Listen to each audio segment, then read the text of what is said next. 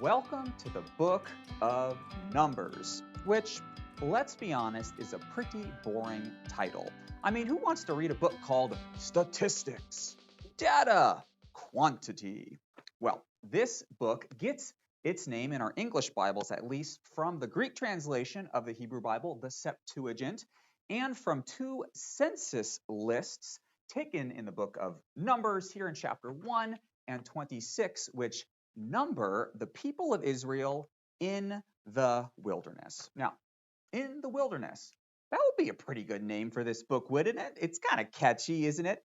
And so it is. That is the name of this book, the fourth book in the Bible, in the Hebrew Bible. It is called In the Wilderness, and it gets its name from the fifth word of this fourth book of the Bible. It begins, the Lord spoke to Moses, Bat Meet Bar. The Lord spoke to Moses in the wilderness of Sinai, which is where Israel has spent the full last year, camped out there around the mountain of Sinai. They entered into a covenant with Yahweh in Exodus chapter 19, and then they subsequently broke that covenant in Exodus 32. God renews the covenant after Moses' intercession in chapter 34 of that book, and then for 6 months, Israel is going to be constructing the tabernacle, building the tabernacle there, getting ready to pack up and leave.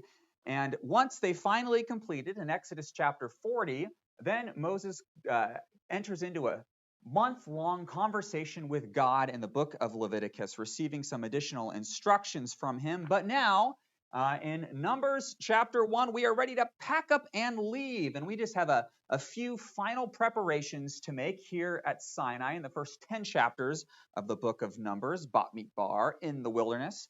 After which, in chapters 11 to 25, we are going to be journeying through the wilderness on our way to the promised land, where in chapters 26 to 36, Israel and all their huge camp is going to arrive on the plains of Moab, which is just on the east side of the Jordan River. They can look across that river and they can see Jericho. They are ready to enter. And they just have a few final words to hear from Moses, both in the final 11 chapters of this book and also, of course, the sermons in the book of Deuteronomy. But back to Sinai.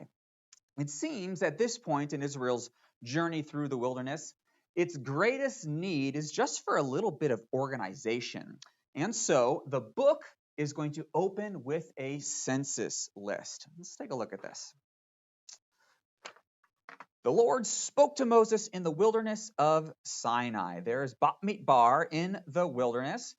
And the Lord said, take a census of all the congregation of the people, by clans, by fathers' houses, according to the number of the names, every male head by head. And they begin to do this with every one of the 12 tribes, the people of Reuben, Israel's firstborn, by their generations, by their clans, by the fathers' houses, according to the number of names, head by head. There were 46,500 Reubenites that were 20 years old and upward. And then we have, after the Reubenites, the Simeonites, Gadites, Judahites, Issacharites, all the way down. And conveniently, we're given a little bit of a total here. It's all summed up at the bottom. And all those who were listed were 603,550. Now, that is a lot of people. And of course, that's just the males from 20 years old and upward.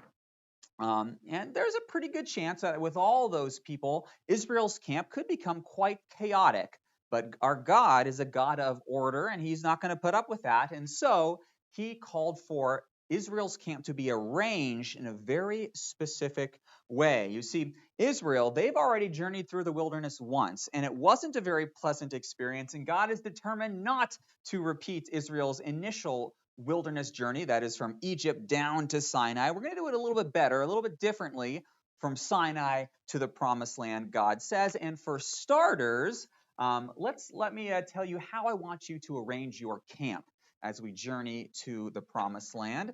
Down to chapter 2. Let's go to chapter 2.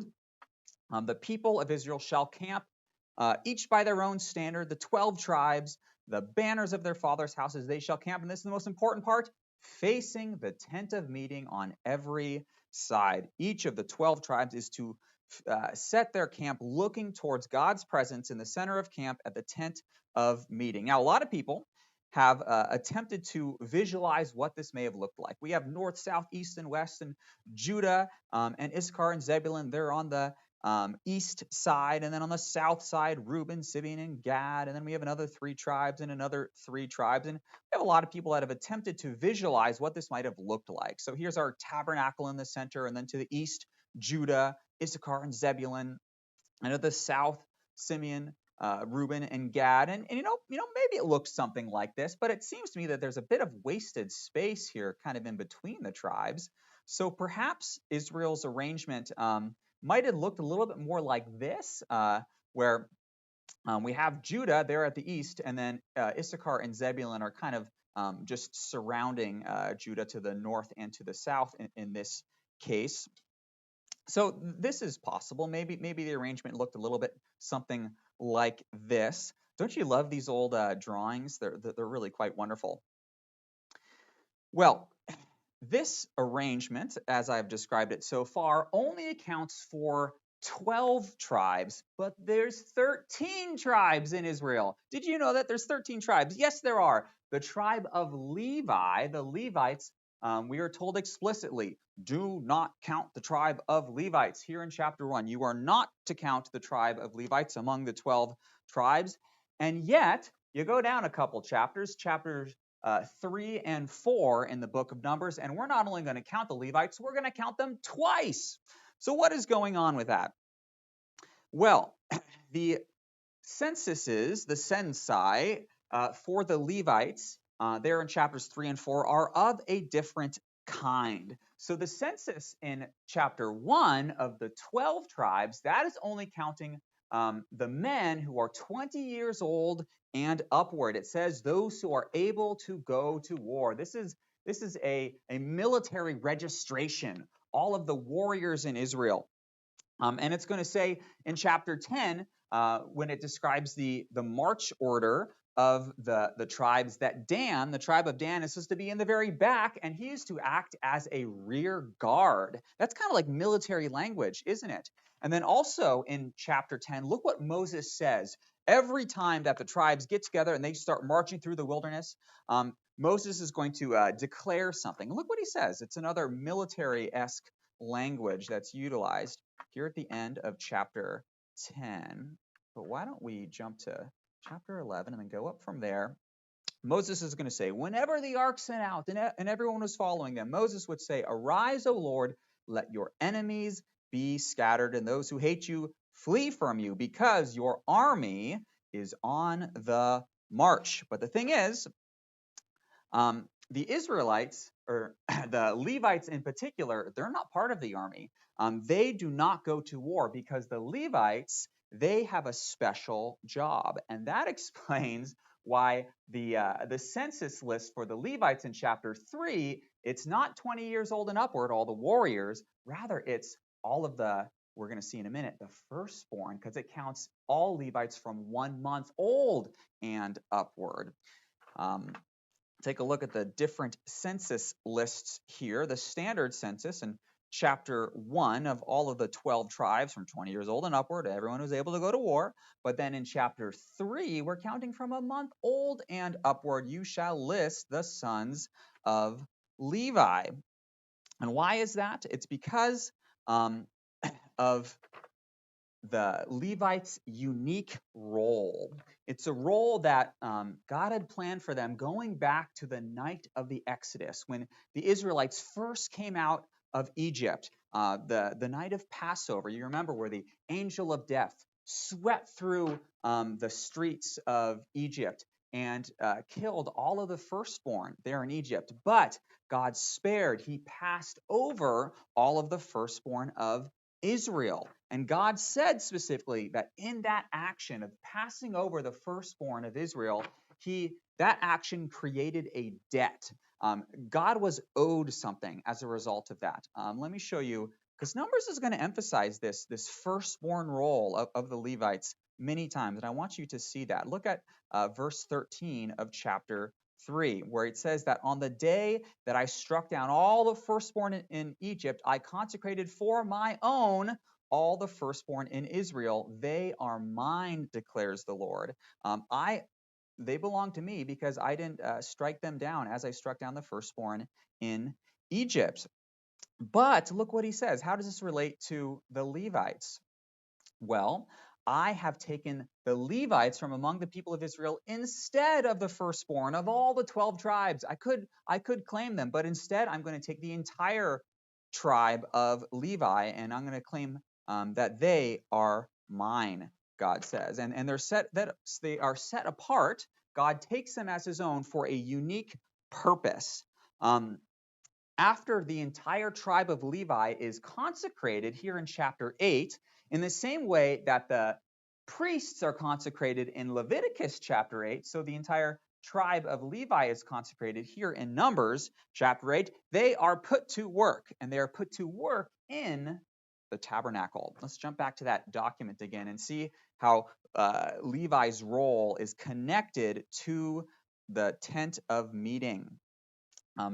Beginning down in chapter 8, everywhere in brown, I've kind of highlighted this unique connection to the tabernacle. That is, after that, the Levites shall go in and serve at the tent of meeting. After what you say? When you have cleansed them and offered them as a wave offering, in the same way that you would offer a sacrifice. Isn't that unique? Just like the Passover lamb was offered back in Egypt. Verse 19, I have taken the Levites to do the service of the people of Israel at the tent of meeting. That's where they belong. Now, we're not going to have a bunch of little toddlers running around in the tent of meeting, causing a bunch of chaos. Because remember, we're counting from a month old and upward, and that's why we have a second census of the Levites. Not in chapter 3, now in chapter 4, and this list is going to count Levites from the 30 years old to 50. That is the age in which Levites will come on duty and do the work in the tent of meeting. And this work in the tent of meeting, in the tabernacle, it's going to be comprised of 3 different elements. These Levites, who are between 30 and 50 years old, they will do 3 things. They will camp in a unique way, they will carry, and they will guard. Camp, carry, and guard. So the Levites, as we've kind of depicted here, they will camp around the tabernacle and kind of act as like a buffer or a barrier between the holiness of God there in the tabernacle and all of the 12 tribes who will surround them. And the son of Jacob, Levi, he had 3 sons, and therefore each of those 3 sons, they became 3 clans. The Gershonites, the Merarites, and the Kohathites, and each of those 3 clans is going to camp around the tabernacle in a unique place. The Gershonites will camp on the west, the Kohathites will camp on the south, and the Merarites will camp on the north. But then on the east, and this is where the tabernacle doors are. The tabernacle opens to the east. It's an important direction in the Bible. That's where the sons of Aaron, the priests, and of course Moses, they will camp on the east side of the tent of meeting. And then Judah, it's on the east side too. Judah is the most important of the 12 tribes. So it is highlighted in a unique way there immediately to the east of the tabernacle where it opens. Well, chapter 4 here in the book of Numbers, it is going to give specific directions for how those 3 clans of Levi are to carry, this is their second responsibility, carry all the different parts and pieces of the tabernacle as they journey through the wilderness. And they've got a long journey. We're told in Deuteronomy chapter 1 that it's at least 11 days from Mount Sinai all the way up to Kadesh Barnea. So it's going to take at least that long. And that's a lot of times that these Levites have to tear down the tabernacle, load it all up, carry it to the next camp, and then put it all back together, only to tear it down again and carry it to the next location. This is going to happen quite a few times. And every single element within the tabernacle must be treated with the utmost care. And therefore, God is going to give very specific instructions for how those 3 clans are to carry the elements of the tent of meeting. Take a look at this little picture, which summarizes the responsibility of each of these three clans. So the Merarites, these guys, they must have been the strong guys because they are responsible for carrying all of the structural members of the tabernacle. Its frames, the bars, the pillars, the bases, the pegs, all the heavy stuff. So this is just a kind of a reenactment of what the tabernacle looked like, something of this nature. So all of these pillars and the bases, all of these larger items, the Merarites would carry, but then all of the fabric pieces, the Gershonites would carry. So this tent itself was composed of 3 different layers. So that's a lot of fabric. So they would carry this, and of course the screen of the door and this outer element they would be responsible for carrying. But then the Kohathites, they had a special role. They had to carry all of the holy things: the ark, the table, the lampstand, everything that was inside of the tent itself. So the golden lampstand, the table for the showbread, the incense altar, and even the Ark of the Covenant itself. They were responsible for carrying those things. But how are these 3 clans going to carry all these things? We're told in Exodus 38 that the amount of gold that was used to construct the tabernacle was 2,193 pounds.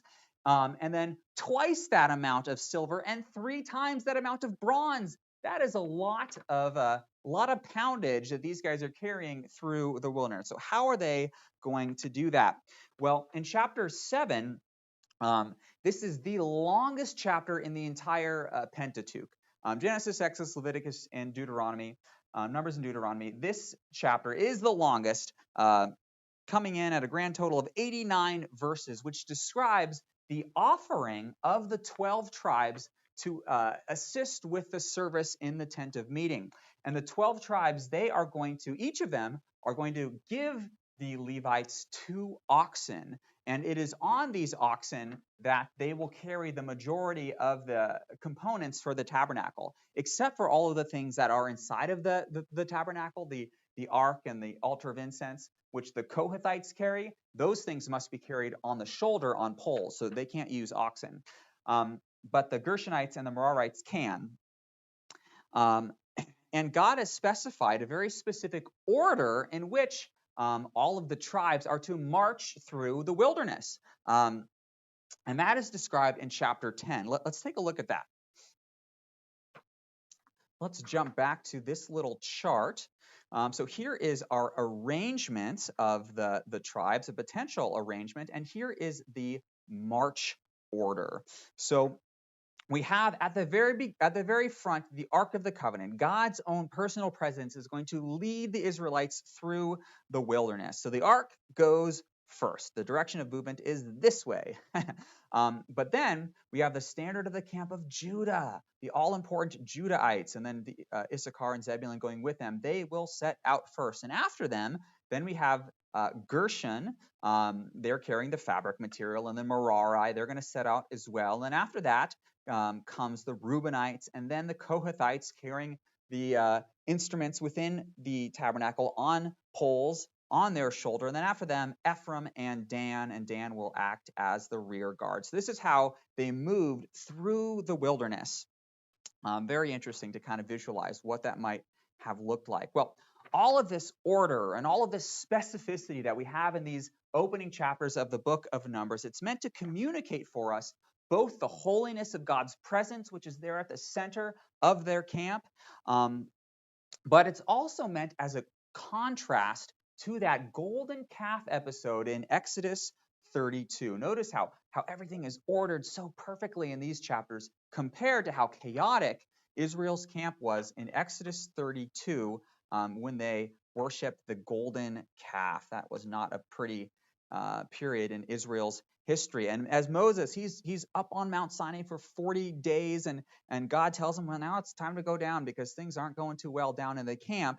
And look what Moses observes as he's coming down off Mount Sinai. Moses saw that the people had broken loose. It was chaotic down there, and Aaron had let them break loose to the derision of their enemies.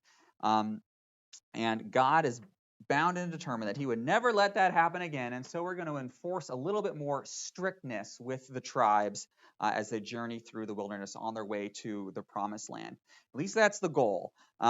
So the Levites, they are to camp around the tabernacle. They are to carry the tabernacle through the wilderness, and they are to guard the tabernacle. A curious word. They are to guard the tabernacle so that the 12 tribes of Israel will not die as they approach the tabernacle in an unspecified way. Isn't that curious? So that they will not die. It's a dangerous business being a Levite, evidently. Take a look at this additional emphasis that we have in these early chapters of Numbers. Starting in chapter 1, verse 51, when the tabernacle is to set out, the Levites are the ones who are to take it down. And when it's to be set up, it is the Levites who will set it up. But if any outsider comes near, that is, anyone who is not a Levite, that person is to be put to death. The people of Israel, they will pitch their tents, each man by his own camp, by his own standard. But the Levites are the ones who are to camp around the tabernacle itself, so that no wrath may go out against the congregation of Israel. Wow, a dangerous business. Look at verse 38. Moses and Aaron and his sons will guard, there's that word guard, the sanctuary itself, and any outsider who comes near it will be put to death, we read here in chapter 3. And even the Levites themselves must be careful. Now you remember the sons of Kohath, they're responsible for carrying the holy things, but they can't just go waltzing in to the Holy of Holies and like say, all right, there's the Ark of the Covenant, let me pick that thing up. No, it is the sons of Aaron who go in and take down all of these important furniture items within the tent of meeting, and they first put coverings over top of them, over top of the menorah and the golden table for showbread, and then they put the poles in, and only after that can the sons of Kohath come in and carry these elements. Because if they go in and look upon the holy things, or they touch the holy things, they will die and be destroyed. So we can't have that happen. Well, we remember, of course, from the book of Leviticus in chapter 10 that's already happened once, didn't it? Aaron's two sons, Nadab and Abihu, his eldest two sons, when they authored unauthorized fire there on the incense altar, God killed them like that. And then generations down in the future, Uzzah, when they were carrying the Ark of the Covenant into the city of David and they were carrying on oxen, they're not supposed to do that. We know from chapter 7, they're supposed to carry it on poles, but they used oxen, and then the Ark of the Covenant slipped. Uzzah touched it, and he was killed like that. Why is that? It's because the very presence of God, all of his holiness, has taken up residence there in the midst of Israel's camp. And this is a kind of holiness that gives life. There is literally water coming out of rocks. There's bread falling from the heavens. Like that is the kind of potential for goodness that Yahweh's holiness offers. But it is also just like the sun, the sun in the sky. It allows our plants to grow, but it'll also burn you as well. It is dangerous. The seraphim in heaven, in God's throne room, they cry, holy, holy, holy, and they cover their eyes, they cover their feet. But God, he has graciously made a way for the 12 tribes of Israel to enter into his presence, to offer him sacrifices and offerings. But for their own safety, they must do it on God's terms. And therefore, all of the unclean must be removed from the camp. And that's kind of what this section in chapters 5 and 6 is all about, the holiness of the camp. We're told explicitly in chapter 5, verses 1 to 4, God orders Moses to put all of the unclean people outside of the camp, kind of one step further away from God's holiness as they travel through the wilderness. But then implicitly throughout the entire book of Numbers, this idea of removing the unclean and separating them at a distance from God's presence is repeated again and again. And that's kind of why we have this curious law here in chapter 5 about a woman who is accused of adultery, and this this act of adultery is described as turning aside to uncleanness.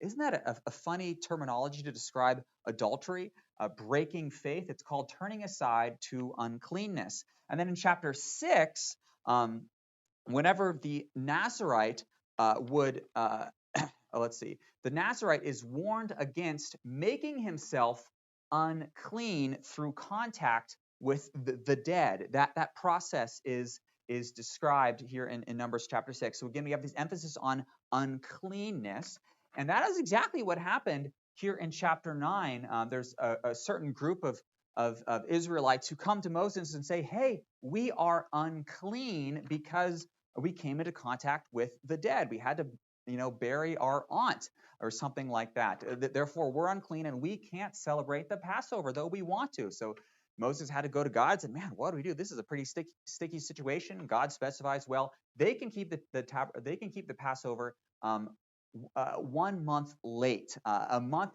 in the future. You can keep the Passover in the second month instead of in the first month. And then down in chapter 19, we have the process of the ashes of the red heifer, which are used for purification for those who are clean through contact with the dead. And that process had to be implemented in chapter 31, where Israel goes to war against the Midianites, and their soldiers became unclean because they went to war and they ended up killing some of the enemy soldiers, and therefore they were unclean. So they had to be cleansed in order to return to God's holy presence here in the camp.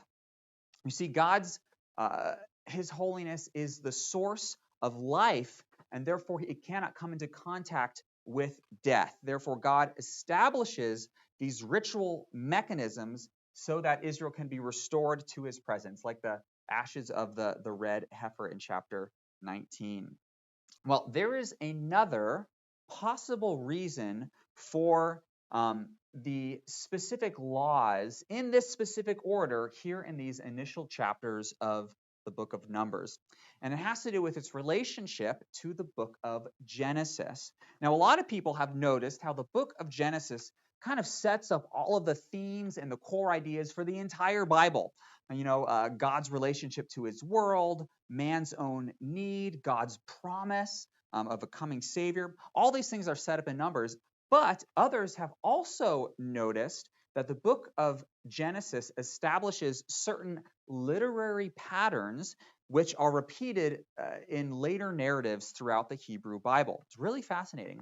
And Old Testament scholar Tim Mackey has proposed that specifically Numbers 1 to 6 is modeled after the themes and ideas and melody described in Genesis 1 through 9. Really fascinating. And if this is true, if Numbers 1 to 6 is modeled after Genesis 1 through 9, this helps to explain some of the apparent randomness that we have with these laws, where we have certain narratives followed by laws, and it really has no logical sequence that we can discern. It's difficult to understand why. So let's take a look at some potential relationships between Numbers 1 to 6 and Genesis 1 to 9.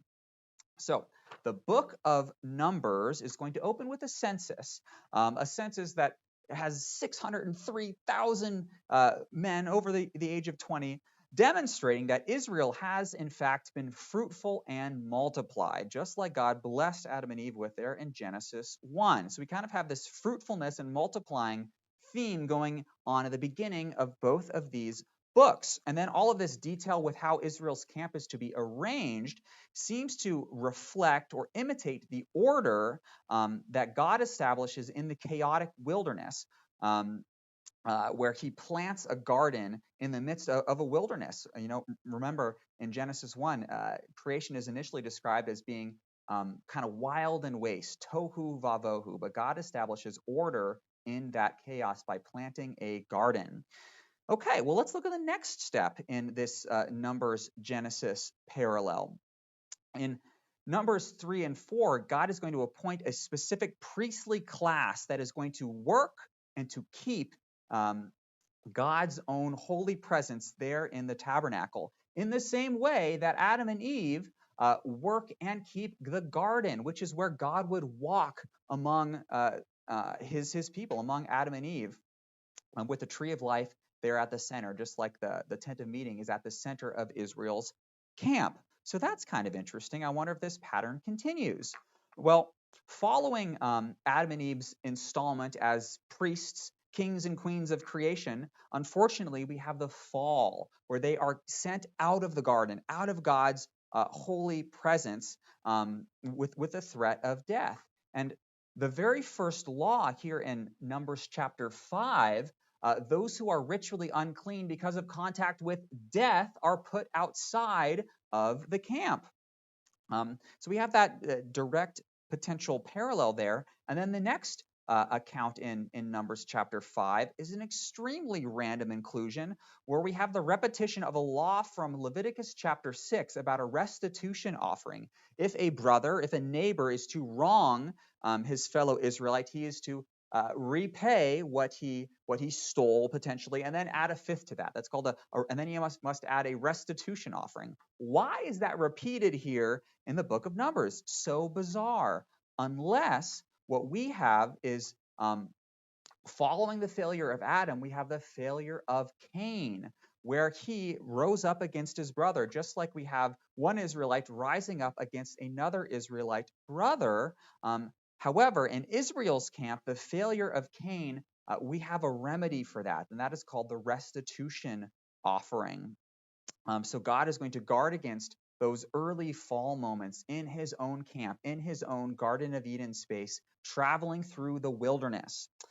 Well, what about the next bizarre story with the woman who must consume some of the waters of the cursed to determine whether she is guilty of committing adultery against her husband? Well, it's possible if we take a unique interpretation or a specific interpretation of Genesis chapter 6, where the sons of God see that the daughters of man are attractive and they take as many of them as wives as they choose.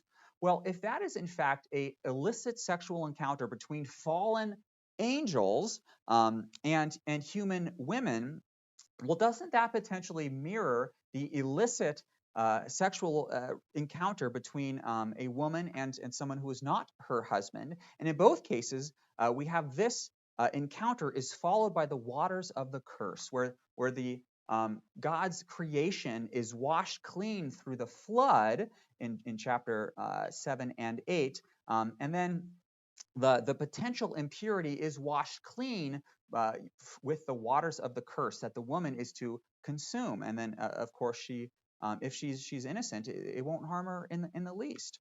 Well, following this, after the flood, God is going to start over with a new Adam, who is Noah. He is righteous. He is blameless in the same way that the Nazarite, someone who takes a Nazarite vow, he is holy and blameless, set apart for God. That is the very next story in Numbers chapter 6. But this Nazarite, he's going to be even better than Noah, because Noah, he drank wine, he became drunk, he lay uncovered in his tent. It's kind of a repetition of Adam's failure in the garden, but not the Nazarite, because the Nazarite, he is committed not to eat the fruit of the tree. That is, he will not drink wine. That is part of his vow.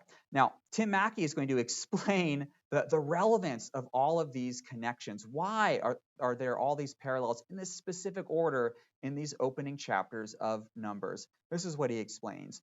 Each of the 4 laws that we read in Numbers 5, those are the most random ones, they were actual legitimate practices in the life of Israel. But the author of the Torah has selected these unique laws out of the whole corpus of Israel's laws that we've learned about so far in Exodus, Leviticus, and put them in this unique order in order to communicate a literary message through the cycling of themes. You see, this whole section, Numbers 1 to 6, is playing through the themes of Genesis 1 through 9, the first cycle of the core melody of the Hebrew Bible.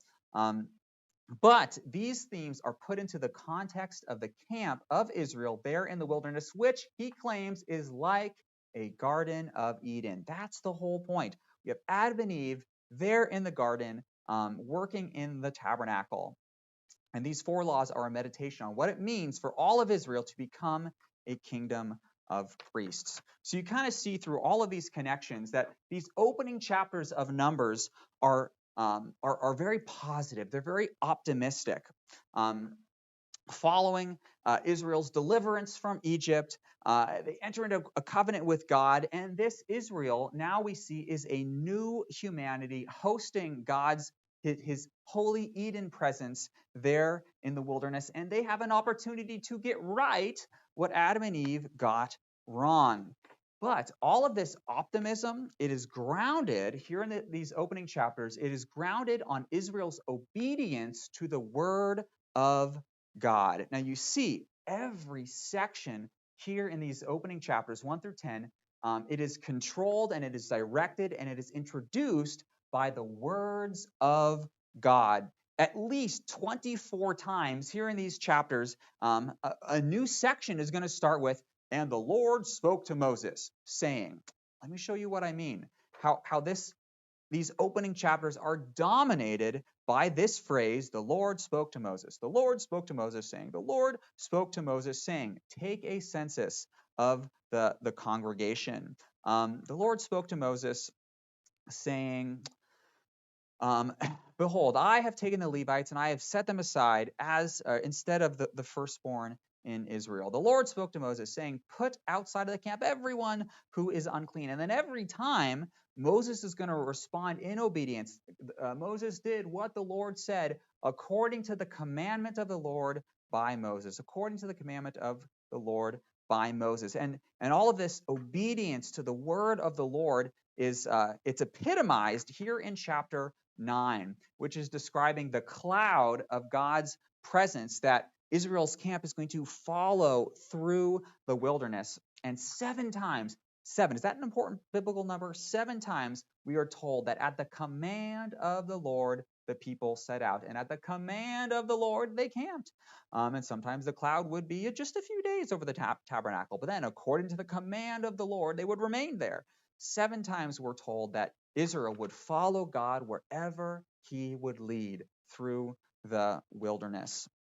Unfortunately, however, this pattern of Israel's obedience to the words of the Lord is not going to continue as they journey through the wilderness in chapters 11 to 21, which we will take a look at next.